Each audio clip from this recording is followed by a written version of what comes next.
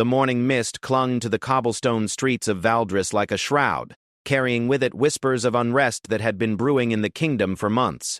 Prince William Aldrich stood at the tall windows of his study in the eastern tower of Ravencrest Palace, his dark eyes scanning the city below. The weight of the crown he would soon inherit pressed heavily upon his shoulders, though no physical crown yet adorned his head.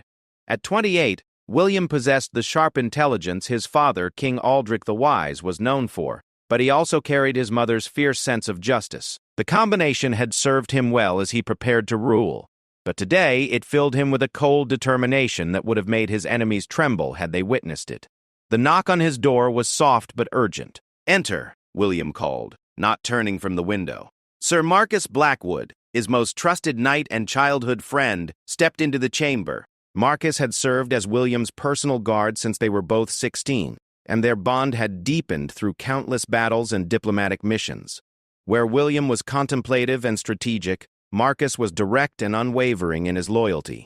"Your Highness," Marcus said, his voice carrying a note of concern, "the reports from our spies in the northern provinces have arrived." William finally turned, his expression grave. "And?" Marcus closed the door behind him and approached, lowering his voice despite the privacy of the chamber. "Lady Camilla Thornfield has been meeting with Lord Vex and his supporters. Our sources confirm she's been funding the rebellion with gold from her late husband's treasury." The news struck William like a physical blow, though he managed to keep his expression controlled. Lady Camilla had once been a trusted advisor to his father, and had served the crown faithfully for over a decade. Her husband, Lord Edmund Thornfield, had died in service to the kingdom just 2 years prior, fighting against raiders from the eastern wastelands. The betrayal cut deep. "How many soldiers has she promised them?" William asked, moving to his desk where maps of the kingdom lay spread across the polished wood surface. "Our spy reports suggest at least 200 from her personal guard, plus another 300 mercenaries she's hired from the southern ports," Marcus replied, joining him at the desk. "But it's not just the numbers, Your Highness. Her strategic position in the northern mountains gives the rebels a stronghold that could take months to breach." William studied the map, his finger tracing the mountain passes that led to Camilla's estate. Thornfield Manor sat like a fortress among the peaks, commanding views of 3 major trade routes and possessing its own water source from the sacred springs. It was nearly impregnable, which was precisely why the rebels had courted her alliance so aggressively. "There has to be more to this," William mused, his voice barely above a whisper. "Camilla lost her husband serving our cause. Why would she turn against us now?" Marcus shifted uncomfortably. "There are rumors, Your Highness. Some say she blames the crown for Edmund's death. Others whisper that Lord Vex has promised her something more valuable than gold." What could be more valuable to her than loyalty to the realm that honored her husband's sacrifice? "Power," Marcus said simply. "Vex has promised to make her his queen when he claims the throne." The revelation hit William harder than he expected. The idea that Camilla would betray everything Edmund had died for in pursuit of a crown sickened him, but it also clarified his path forward. William walked to an ornate cabinet and withdrew a scroll of parchment, along with his personal seal and a stick of black wax. "Then we give her one final chance to remember her honor." As he began to write, his penmanship flowing in the elegant script he'd been taught since childhood, Marcus watched with growing understanding. The message was brief, but carried the weight of royal authority and personal disappointment. "Lady Camilla Thornfield," William wrote, "your recent actions have not gone unnoticed by the crown. The loyalty you once showed to this kingdom and the honor your late husband died defending hang in the balance of your next choice.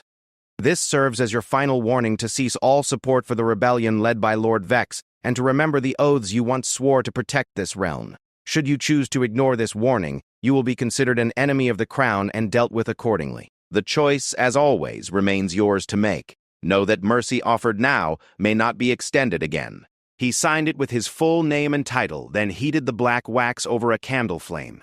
The royal seal pressed into the warm wax left the image of a raven in flight, wings spread wide, clutching a sword in its talons. "You want me to deliver this personally," Marcus stated, recognizing the look in his prince's eyes. "This message carries more weight than any written words," William replied, rolling the parchment carefully and securing it with a ribbon of deep blue silk. Camilla needs to see that I take her betrayal seriously enough to risk my most trusted knight. Your presence will communicate what mere words cannot." Marcus accepted the scroll, understanding the gravity of the mission. And if she refuses the warning? William's expression hardened, and for a moment, Marcus saw not his friend, but the future king who would need to make impossible decisions. "Then we prepare for siege. But Marcus, this is truly a last warning. I've known Camilla since I was a boy. She used to bring me sweets from her kitchens when she visited court. If there's any part of that woman left, any memory of the loyalty she once held sacred, this may be our only chance to reach her." The weight of the upcoming journey settled over Marcus like armor. The ride to Thornfield Manor would take 3 days through treacherous mountain paths, and entering rebel territory alone carried significant risks. But he had never failed William before, and he wouldn't start now. "I'll leave within the hour," Marcus said, tucking the scroll securely inside his leather vest. "Should I travel in royal colors?" "No," William decided after a moment's consideration. "Go as a simple messenger. If Camilla's truly aligned with the rebels, royal colors might get you killed before you can deliver the message. But carry my personal banner folded in your saddlebag. If you need to prove your authority, that will suffice." As Marcus prepared to leave, William caught his arm. "Marcus, old friend, be careful. Camilla may no longer be the woman we once knew, and desperate people make dangerous choices. Don't let honor make you foolish." Marcus smiled grimly. "You forget, Your Highness. I learned caution from watching you navigate court politics all these years. I'll return with her answer, whatever it may be." After Marcus left, William remained in his study, staring at the map spread across his desk.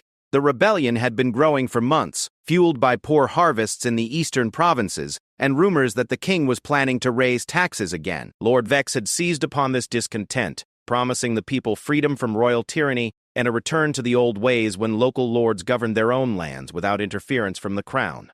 William understood the appeal of Vex's message, even as he recognized its inherent flaws. The old ways had led to constant warfare between rival lords, leaving common people to suffer while nobles played their games of power. His father's reign had brought peace and prosperity to most of the kingdom, but peace was easily forgotten when stomachs were empty.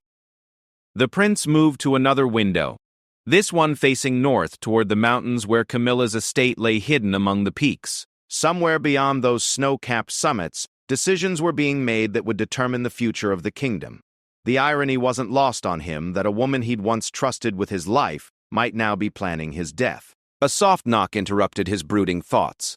This time it was his personal servant, Thomas, carrying a tray with bread, cheese, and wine. "You missed the morning meal again, Your Highness," Thomas said with the familiarity of someone who had served the royal family for decades. "Your mother sends her regards and a reminder that worried princes make poor decisions." William accepted the food gratefully, realizing he hadn't eaten since the previous evening. "Has there been any word from my father?" "The king remains in meetings with the council," Thomas replied, setting the tray on a side table. Lord Chancellor Aldwin arrived before dawn with reports from the southern provinces. "It seems the rebellion is spreading faster than anticipated."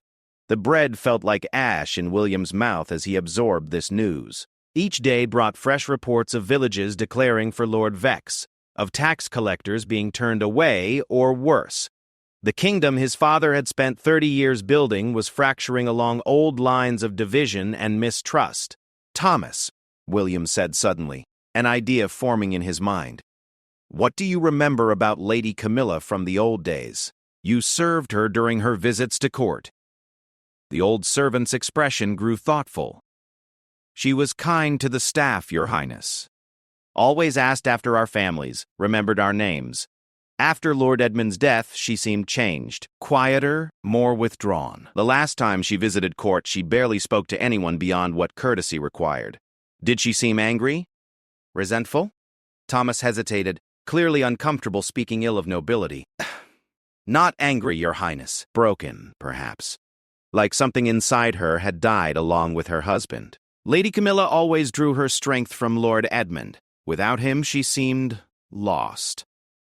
This revelation added new complexity to William's understanding of the situation. a lost, grieving woman might be easily manipulated by someone like Lord Vex, especially if he offered her purpose and position to fill the void left by her husband's death. As the afternoon wore on, William found himself pacing his study, his mind racing through possible scenarios.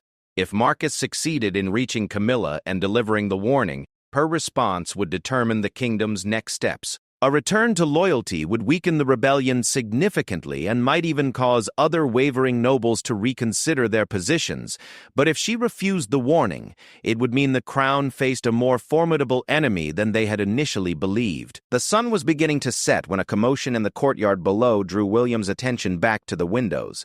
A messenger had arrived, his horse lathered with sweat from hard riding. Within minutes, Thomas was at the door again, this time bearing urgent news. "Your Highness, your father requests your immediate presence in the throne room," Thomas announced, his usual calm demeanor showing cracks of worry. "The messenger brings word from the eastern provinces." William straightened his shoulders and adjusted his doublet, mentally preparing himself for whatever fresh crisis awaited. As he made his way through the castle's corridors, servants and courtiers alike bowed deeply, but he noticed the worried whispers that followed in his wake. News of the rebellion's growth was spreading even within the palace walls.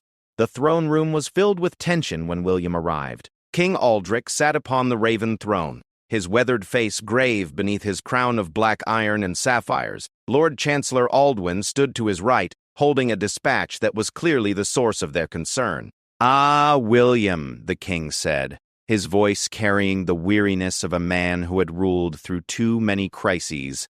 "Come forward. You need to hear this." The messenger, still dusty from his journey, bowed deeply as William approached. "Your Majesty, your Highness," he began, his voice hoarse from exhaustion. "I bring word from Lord Commander Garrett in Easthold. The rebellion has taken the city of Millhaven. Lord Vex himself led the assault." William felt the color drain from his face. Millhaven was a crucial trading hub, and its loss would give the rebels control over the eastern grain supplies. "How many soldiers does he command now?"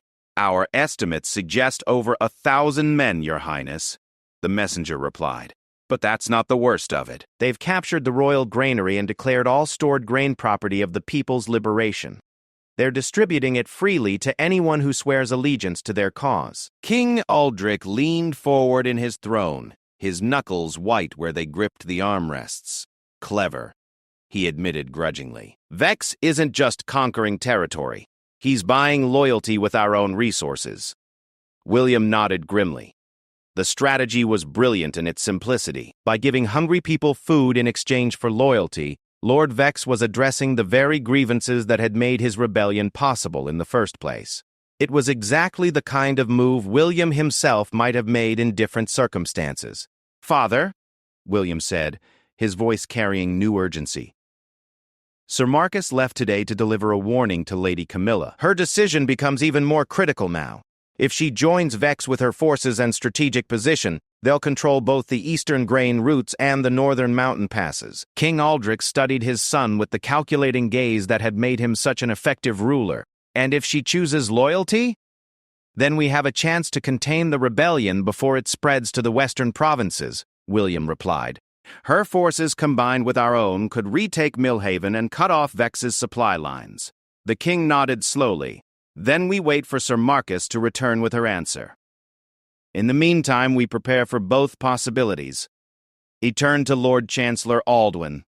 "Send word to all loyal lords. They are to ready their forces but take no action until further orders. I want our response to be swift and decisive when the time comes." As the meeting concluded and the various officials dispersed to carry out their orders, William remained in the throne room with his father. The two men stood in contemplative silence for several minutes, each lost in his own thoughts about the challenges ahead. "You did well today," King Aldric said finally. "Sending Marcus to Camilla shows wisdom beyond your years. Sometimes the personal touch can accomplish what armies cannot." "I pray you're right, father," William replied. "Because if Camilla refuses our mercy, I fear this kingdom will see bloodshed unlike anything in our lifetimes." Outside the palace walls, the first stars were beginning to appear in the darkening sky. Somewhere among the northern mountains, Sir Marcus was making camp for the night, carrying with him a message that might determine the fate of a kingdom. and in a manor house overlooking the sacred springs, Lady Camilla Thornfield was perhaps staring at those same stars, unaware that her next choice would echo through history. The mountain air bit at Sir Marcus Blackwood's face as his horse picked its way carefully along the narrow trail leading to Thornfield Manor. The manor house stood like a granite fortress against the backdrop of snow-capped peaks, its towers and walls built into the living rock of the mountainside. Waterfalls cascaded down the cliffs behind it, feeding the sacred springs that had made this location valuable since ancient times. From his vantage point on the winding approach road, Marcus could see guards posted at regular intervals along the walls, and the glint of armor in the watchtowers spoke of a garrison far larger than any peaceful estate required. As he drew closer, Marcus noted details that confirmed his worst fears about Camilla's allegiances. The banners flying from the manor's towers no longer bore the Thornfield family crest alone. Alongside the silver mountain peak on Blue Field that had belonged to her late husband's house, new banners displayed the Black Wolf of Lord Vex's rebellion.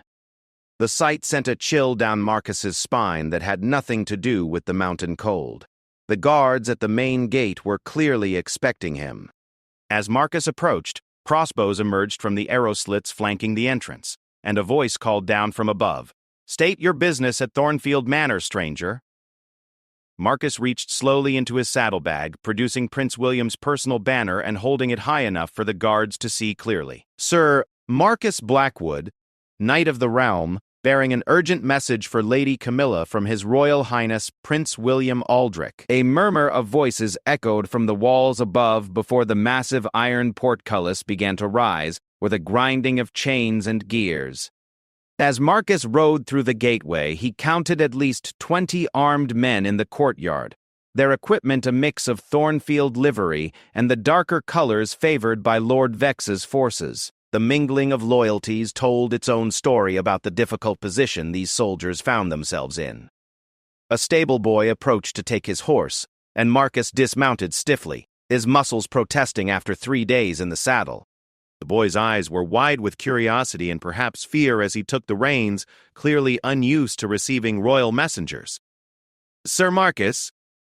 The voice belonged to a tall, lean man in his 40s, wearing the uniform of a captain in the Thornfield Guard. "I am Captain Willem Ashford. Lady Camilla is expecting you, if you would follow me." Marcus had known Willem slightly during the man's earlier service at court, and the recognition was mutual. They had served together during a border dispute with the Eastern Duchies several years prior, and Willem had proven himself both capable and honorable. Seeing him now in service to a rebel cause created an uncomfortable tension between past friendship and present duty. "Willem?" Marcus nodded as they walked toward the manor's main entrance. "I had hoped we might meet again under better circumstances." "As did I," Willem replied, his voice carefully neutral. "These are complicated times, Marcus. Things are not always as simple as they appear from the capital." The interior of Thornfield Manor reflected the wealth and power of one of the kingdom's most influential families. Tapestries depicting scenes from the family's long history adorned the walls, while suits of armor worn by generations of Thornfield warriors stood silent guard in the corridors.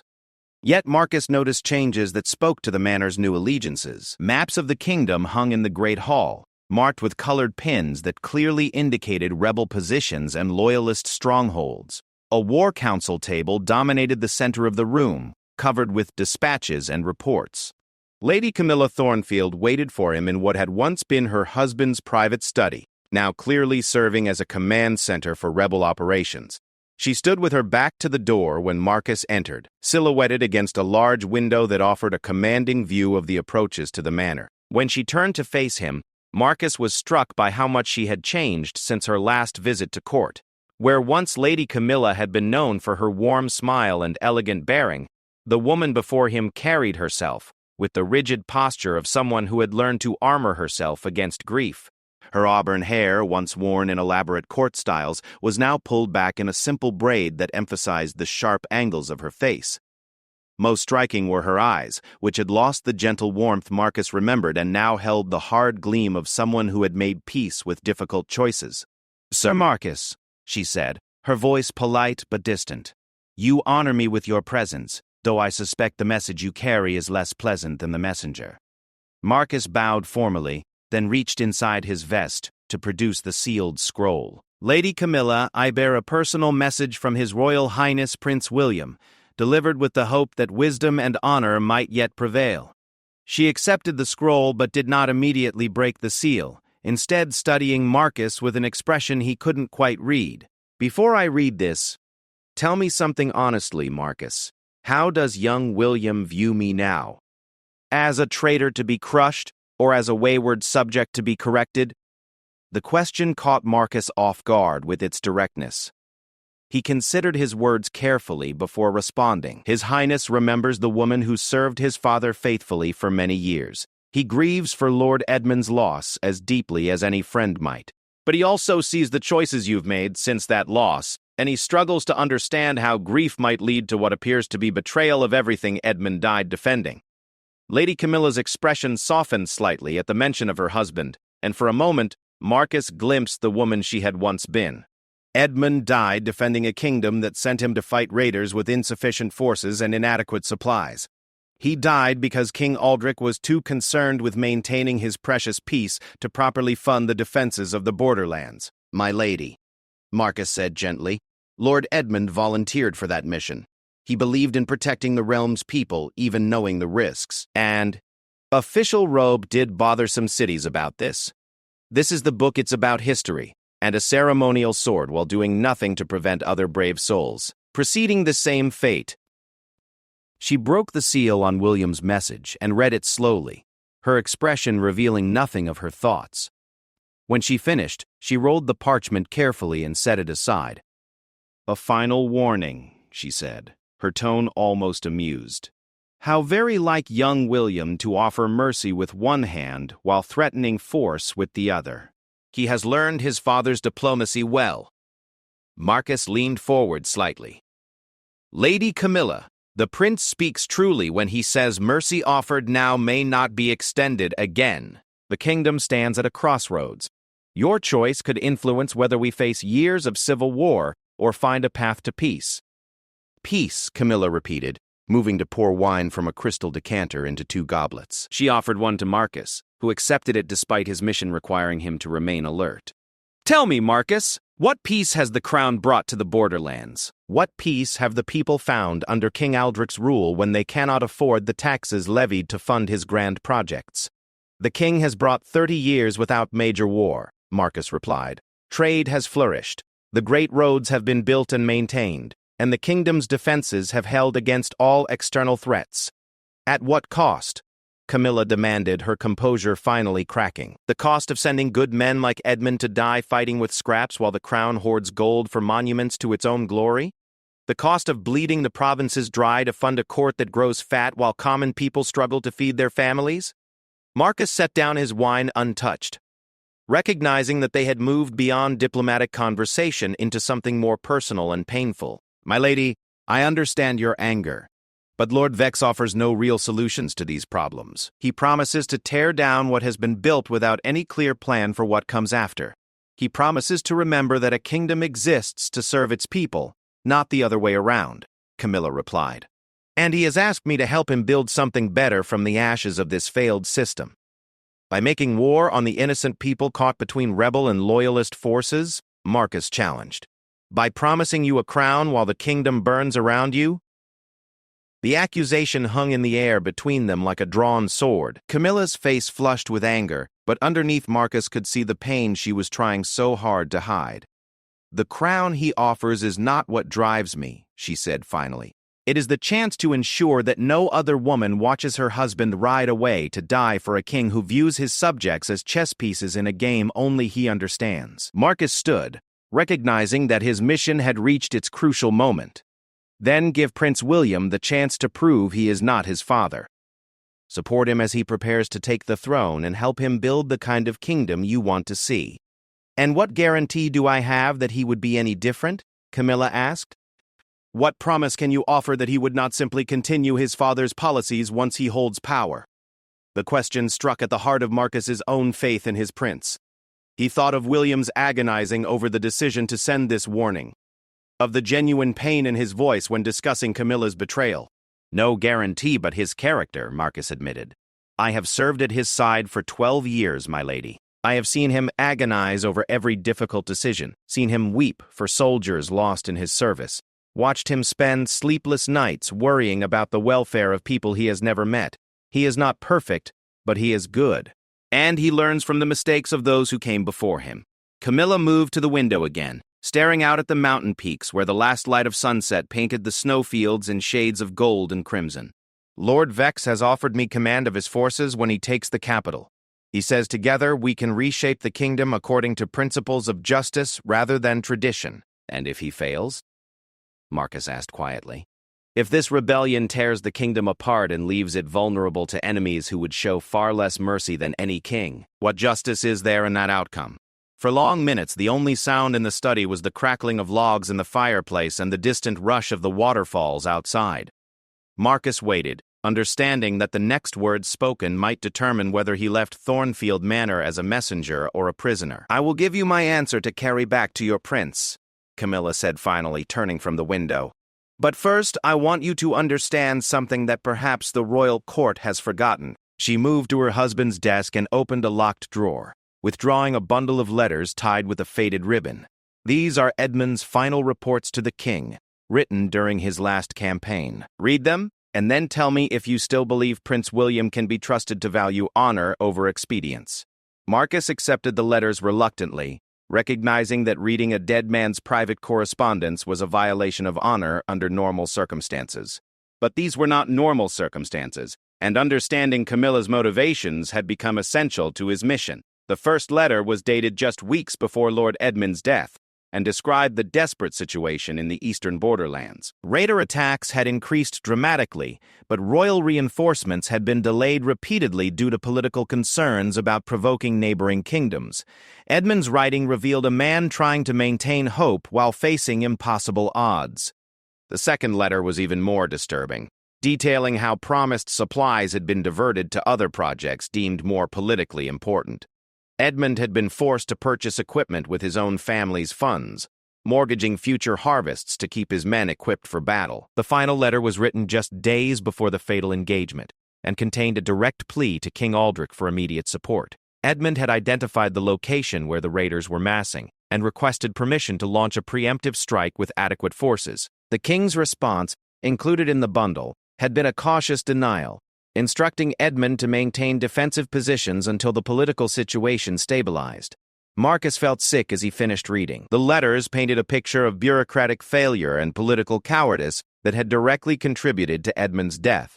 No wonder Camilla blamed the crown for her husband's fate. Now you see, Camilla said quietly, Edmund died not in glorious battle for the realm, but because King Aldrich was more concerned with avoiding difficult decisions than protecting his people.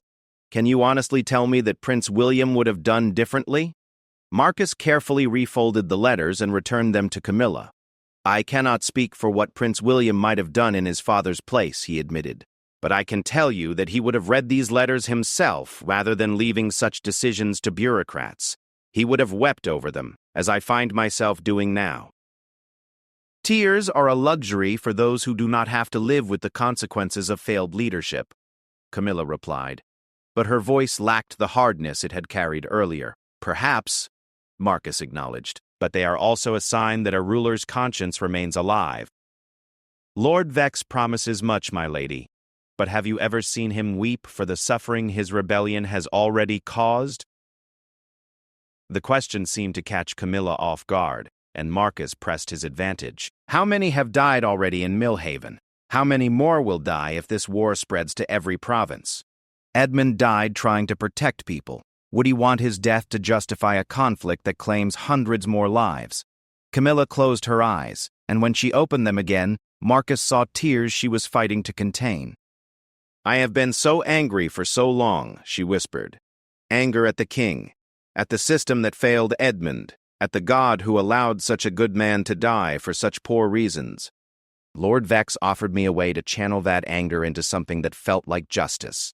And now? Marcus asked gently. Now I wonder if I have been confusing justice with revenge, she admitted. But the choice is not simple, Marcus. If I refuse Vex now, after promising him my support, Do you think he will simply accept my change of heart? I have seen too much of his plans, know too much about his capabilities. He may well decide I am too dangerous to leave alive. This revelation added a new dimension to the situation that Marcus had not considered. Camilla was not just choosing between rebellion and loyalty. She was potentially choosing between resistance and death. Then come with me, Marcus said impulsively. Return to court, throw yourself on Prince William's mercy, and help him understand how to avoid the mistakes that led to this crisis. Your knowledge of Vex's plans could be invaluable to the crown. Camilla laughed bitterly. And abandon my people here to face Vex's wrath when he discovers my betrayal? These soldiers have followed me out of loyalty to Edmund's memory. I will not sacrifice them for my own safety. Then let us find another way, Marcus urged. Help me understand what Prince William needs to know to win this conflict with minimal bloodshed. Give him the intelligence he needs to protect both the kingdom and your people. For the first time since his arrival, Camilla looked at Marcus with something approaching hope. You would risk being labeled a traitor yourself by consorting with rebels? I would risk much to serve my prince's vision of a better kingdom, Marcus replied. And that vision includes finding ways to heal the divisions that led to this rebellion rather than simply crushing them. Outside, the mountain darkness was complete, and torches had been lit throughout the manor's courtyards. Soon Marcus would need to make a decision about whether to attempt the dangerous nighttime journey back down the mountain or to accept accommodation from his hosts. But first, he needed Camilla's answer to carry back to Prince William. I will not abandon Lord Vex immediately, she said finally. Such a move would endanger too many innocent people. But I will not lead his forces against the crown either. I will delay.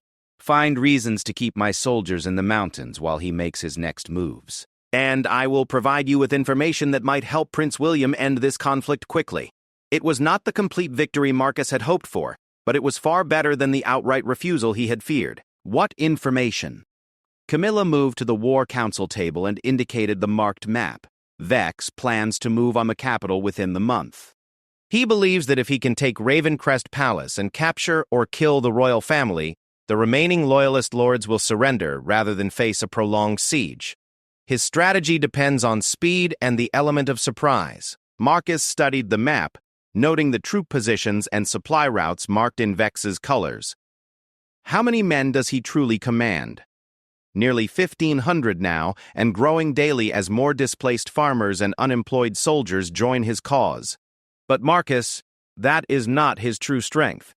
His real advantage lies in the network of sympathizers he has cultivated within the capital itself. He has promised key positions to several current members of the royal court. The revelation struck Marcus like a physical blow.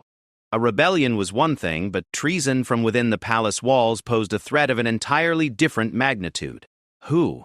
I do not know all the names. Camilla admitted. Vex keeps such information carefully compartmentalized. But I know that when he moves on the capital, he expects the city gates to be opened from within, and he expects to face minimal resistance from the palace guard. Marcus felt the weight of this intelligence pressing down on him. Prince William needed to know about the traitors in court, but he also needed to know quickly enough to take action before Vex's plans could be executed.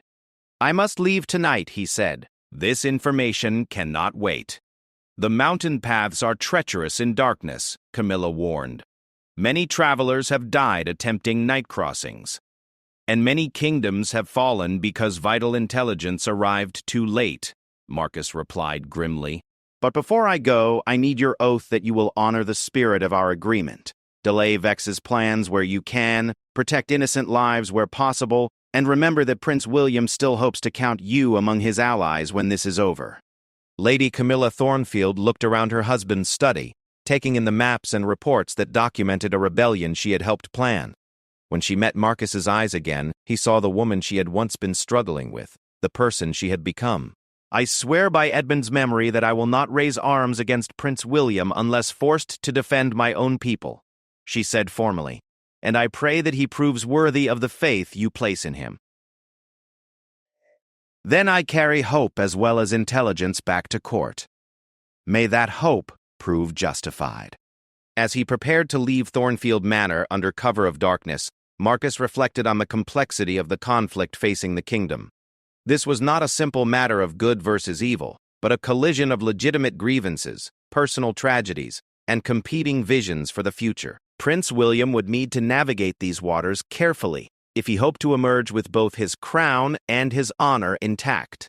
The mountain trail stretched before him like a ribbon of silver in the moonlight. Dangerous but passable for a skilled rider willing to take calculated risks. Behind him, Thornfield Manor stood like a beacon in the darkness, its torches marking a place where loyalties had been tested and difficult choices made. Ahead lay the capital, where a young prince awaited news that would shape his response to the greatest crisis of his life.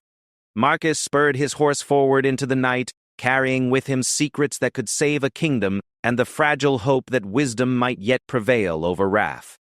The great hall of Ravencrest Palace hummed with tension as Prince William studied the maps Sir Marcus had brought back from Thornfield Manor.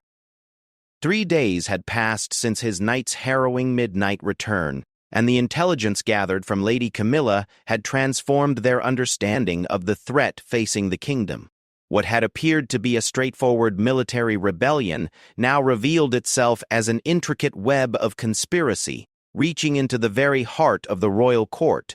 King Aldric sat at the head of the War Council table, his weathered face grave as he listened to Marcus recount his conversation with Camilla for the 3rd time.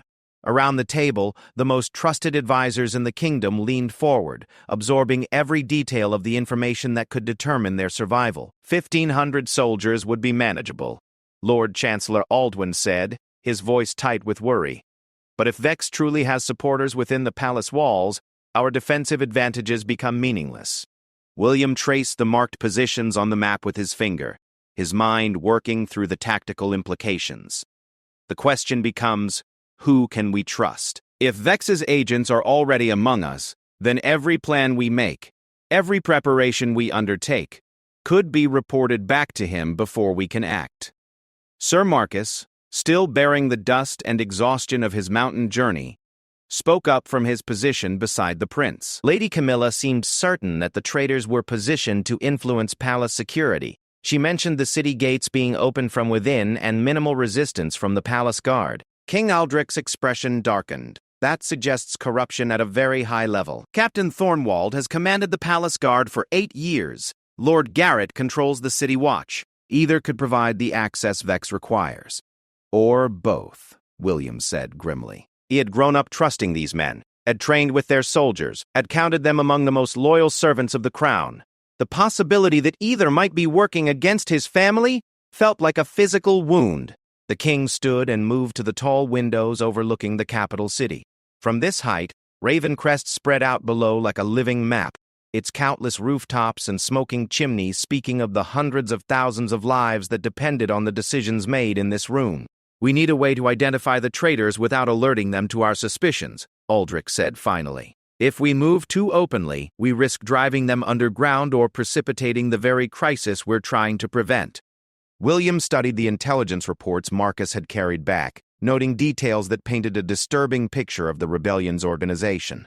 Vex had proven himself to be far more sophisticated than the simple rabble-rouser they had initially believed. His network extended beyond discontented farmers and unemployed soldiers to include educated strategists, experienced administrators, and apparently members of the royal establishment. There's something else we need to consider, William said, his voice carrying a weight that made the entire council turn toward him. Lady Camilla's position is precarious. She's promised to delay Vex's plans where possible, but she's walking a thin line between maintaining his trust and avoiding outright treason. If we move against the rebellion too obviously, we could expose her cooperation and put her life at risk. The moral complexity of the situation weighed heavily on everyone present. Camilla had provided crucial intelligence, but she remained technically allied with their enemies. Protecting her while acting on her information would require careful coordination and precise timing. Lord Chancellor Aldwin cleared his throat. Your Highness, might I suggest we begin with subtle inquiries into the financial dealings of our suspected traitors? Vex's operation requires significant funding, and payments to conspirators within our walls would leave traces for those who know where to look. An excellent starting point, the king agreed, but we must be extraordinarily careful about who conducts these investigations. We cannot risk word reaching the wrong ears. William considered their limited options. The usual channels for such inquiries all carried risks of exposure or corruption. They needed someone beyond suspicion, someone whose loyalty was unquestionable and whose discretion was absolute. "Sir Marcus," he said suddenly, turning to his knight, "I have another mission for you, though it pains me to ask so much after your recent ordeal." Marcus straightened, despite his obvious exhaustion. "I am at your service, Your Highness. I need you to investigate our financial records, but discreetly. Look for irregular payments, unusual expenses, anything that might indicate gold flowing to unexpected recipients. Begin with the accounts accessible to Captain Thornwald and Lord Garrett, but be extremely careful not to alert them to your interest." "It shall be done," Marcus replied. "Though I should point out that such an investigation will take time, and according to Lady Camilla's intelligence, Vex plans to move within the month." The king nodded grimly. "Then we work with what time we have. Meanwhile, we must also prepare our loyal forces for the possibility that our investigation will not uncover the traitors in time." William moved to another map showing the approaches to the capital. If Vex does attack the city, he'll need to bring his forces close enough to coordinate with his inside agents. That gives us potential interception points. The question becomes whether we attempt to defeat him in the field or draw him into a siege where our walls provide advantages, Lord Chancellor Aldwin observed. "A siege plays to his strengths if he truly has agents inside," William replied. "We need to force him to fight us on ground of our choosing, away from his supporters, but close enough to the capital that we can respond quickly to any secondary threats." As the council continued their planning, a knock at the great hall's doors interrupted their discussion. A palace guard entered and approached the king with obvious urgency. "Your Majesty," the guard said, bowing deeply, "a messenger has arrived from the eastern provinces. He bears urgent dispatches from Lord Commander Garrett." The king gestured for the messenger to be brought forward. The man who entered was clearly exhausted from hard travel, his clothes dusty, and his horse likely near collapse from the pace of his journey. "Your Majesty," the messenger gasped, struggling to catch his breath. "Lord Commander Garrett sends word that Lord Vex's forces have abandoned Millhaven. They departed suddenly 3 days ago, leaving behind minimal garrison forces and taking all portable supplies." William felt a chill run down his spine. 3 days ago was exactly when Marcus had delivered the warning to Lady Camilla. If Vex had moved his forces immediately after that meeting, it could mean Camilla's cooperation had already been discovered. "Did Lord Commander Garrett indicate their direction of movement?" William asked, his voice tight with concern. "West toward the capital, Your Highness. Our scouts estimate they'll reach the outer settlements within a week, possibly sooner if they force-march their troops." The timeline was worse than any of their worst-case scenarios had projected. Instead of a month to prepare, they potentially had days before facing the combined threat of external assault and internal sabotage. King Aldrich dismissed the messenger with orders for food and rest, then turned back to his war council. "Gentlemen, our situation has become considerably more urgent. We must assume that Vex knows about our communication with Lady Camilla and is moving to strike before we can fully prepare. Or," William said thoughtfully, "Camilla has found a way to accelerate his timeline for reasons that serve our interests rather than his.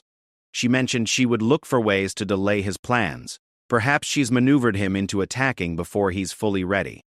The possibility offered a glimmer of hope in an increasingly dark situation. If Camilla had indeed manipulated Vex into premature action, his forces might be less prepared than they appeared, and his coordination with inside agents might be compromised. "Sir Marcus," Williams said, "I need you to modify your investigation. Instead of looking for financial irregularities over time, focus on any unusual activity within the past week. If Vex's agents are preparing to act, they may have made recent contact or received final payments." "Understood, Your Highness." Lord Chancellor Aldwin leaned forward with his own suggestion. "We should also consider sending false intelligence through channels we suspect might be compromised. If we can identify which of our people are reporting to Vex, we can feed them misinformation about our defensive preparations." The king nodded approvingly. "An excellent strategy. Craft reports suggesting we're concentrating our defenses on the eastern approaches, while we actually prepare to engage them from unexpected directions." As the War Council continued refining their plans, William found his thoughts returning to Lady Camilla and the impossible position she had placed herself in. Her information had proven invaluable, but her safety remained precarious. If Vex discovered her cooperation, she faced not just personal danger, but the potential massacre of everyone under her protection at Thornfield Manor. "Father," William said during a brief pause in the discussion, "I believe we need to send another message to Lady Camilla. She needs to know that Vex has accelerated his timeline and that her position may be compromised." "Too dangerous," the king replied immediately. "If Vex is indeed suspicious of her loyalties, any communication from us could be the evidence he needs to act against her." "Then we find an indirect method," William insisted. "Perhaps through merchants who regularly trade with the mountain settlements or through other noble houses with legitimate reasons to contact Thornfield Manor." The debate was interrupted by another commotion in the corridor outside. This time, the disturbance sounded more urgent, with multiple voices calling for immediate access to the king. Captain Thornwald himself appeared at the doors, his usually composed demeanor showing cracks of barely controlled panic. "Your Majesty, we have a situation in the city. Multiple fires have broken out simultaneously in the merchant district, and our patrols are reporting organized groups moving through the streets with weapons." William felt his blood turn cold. If Vex's agents were already acting within the capital, it meant their careful planning had been too slow. The attack had begun not with armies at the gates, but with sabotage from within. "How many fires?" the king demanded, rising from his chair. "At least 7 that we've confirmed, possibly more. They appear to be targeting food stores and weaponsmithies. It's clearly coordinated, designed to eliminate our supplies and defensive capabilities." William was already moving toward the door.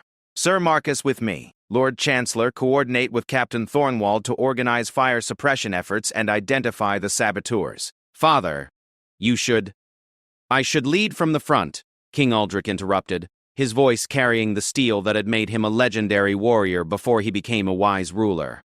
"If our enemies think age has made me weak, let them discover their error." The great hall erupted into controlled chaos as the War Council transformed from planning session to crisis management center. Orders flew across the room as each member took responsibility for different aspects of the response. William found himself torn between his instinct to personally lead the defense and his understanding that coordination would be more valuable than heroics.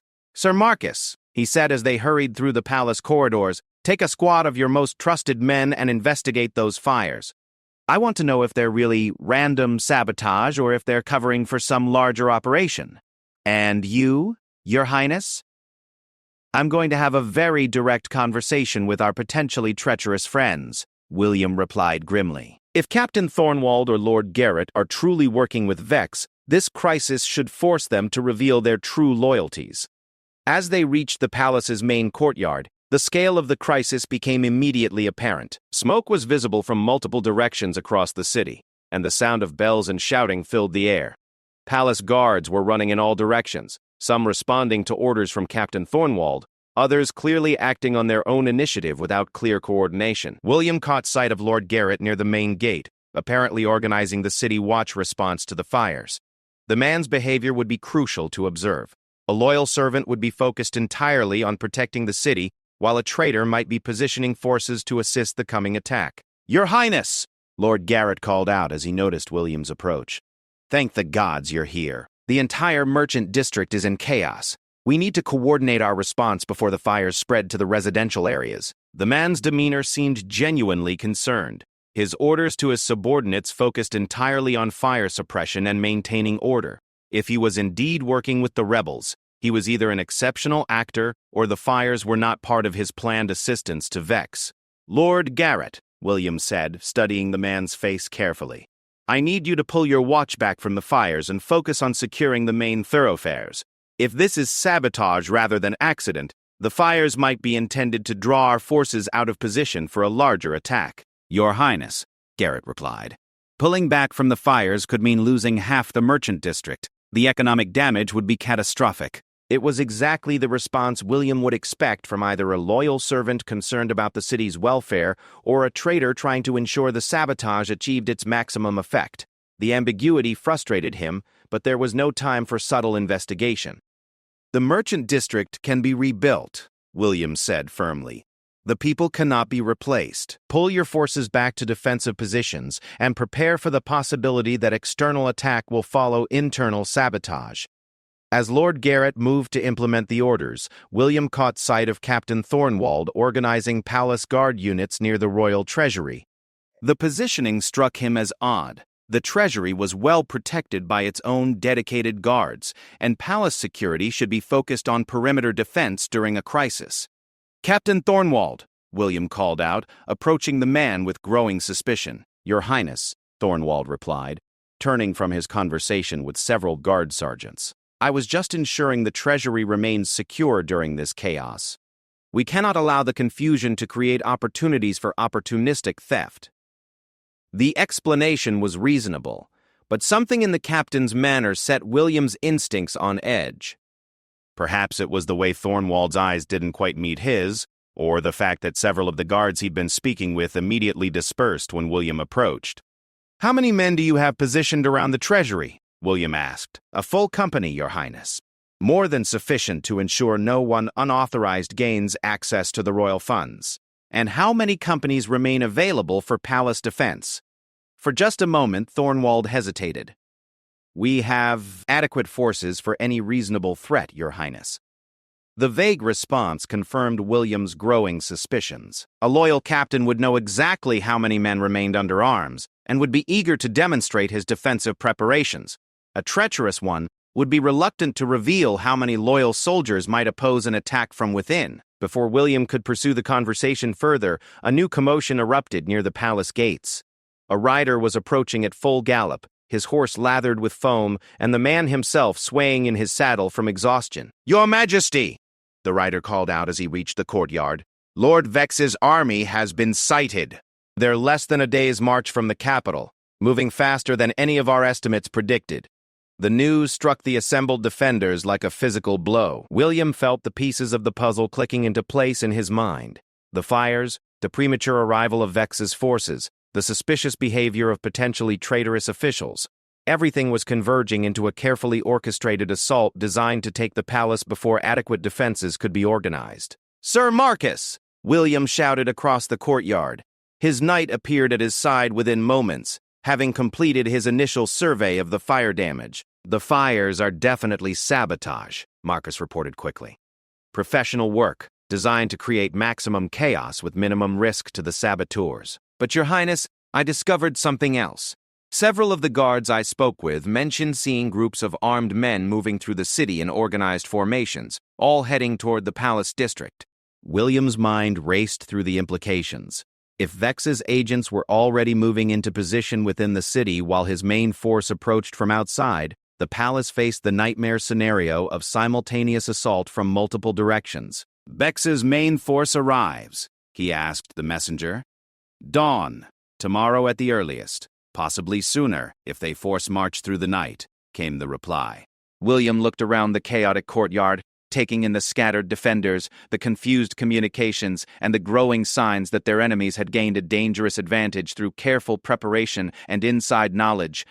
"Sir Marcus," he said, his voice carrying new resolve, "send immediate word to all loyal houses within a day's ride of the capital. Tell them the crown calls for immediate assistance against rebellion and treason. Include my personal seal and the phrase 'the raven flies at midnight.' They'll understand the urgency. And what of our immediate defenses?"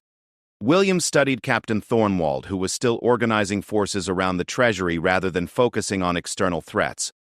"We assume that some of our people are not who they claim to be, and we plan accordingly. Gather every soldier whose loyalty you can personally vouch for, and position them to defend the royal family and essential palace functions. Everyone else gets assigned to secondary positions where they can be watched." "Your Highness," Marcus said quietly, "that might mean defending the palace with fewer than half our normal garrison. Better half a garrison of loyal soldiers than a full garrison that includes our enemies," William replied grimly.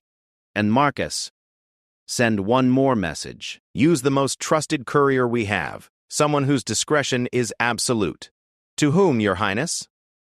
William looked toward the northern mountains, where somewhere among the peaks, Lady Camilla Thornfield was walking her own dangerous line between rebellion and loyalty.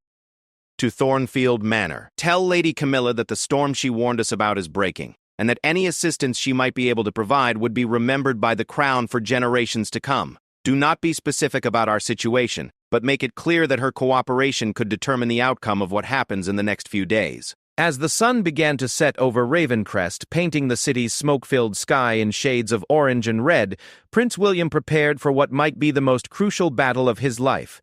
The rebellion that had begun with legitimate grievances and political maneuvering was about to culminate in an assault on the very heart of the kingdom. In the growing darkness, loyal soldiers took their positions alongside potential traitors, while somewhere beyond the city walls, Lord Vex's forces prepared for their final advance. The outcome of the coming battle would determine not just who wore the crown, but what kind of kingdom would emerge from the ashes of civil war. William stood in the highest tower of the palace, looking out over the city his family had ruled for 3 generations. Tomorrow would test everything he had learned about leadership, loyalty, and the delicate balance between justice and power. The last warning had been delivered and answered, and now only action remained.